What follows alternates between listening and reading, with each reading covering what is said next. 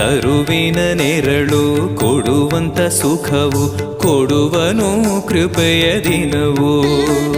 ಸ್ಥಿರ ಇರುವ ಮನ ಎನಗಿರಲಿ ಶರಣಾಗತಿ ಎಂದು ಬರಲಿ.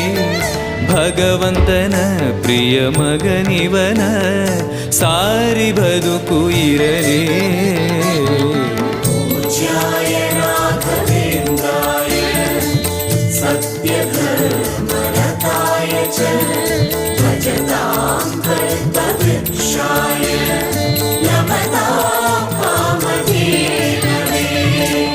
ಆಲಯವೆಂದರೆ ಮಂತ್ರಾಲಯವೇ ಬೇರೆ ನಾ ಅರಿಯಲಾರೆ. ರಾಜನು ಎಂದರೆ ಶ್ರೀ ಗುರುರಾಜನೇ ಮತ್ತು ನಾ ತಿಳಿಯಲಾರೆ. ಆಲಯವೆಂದರೆ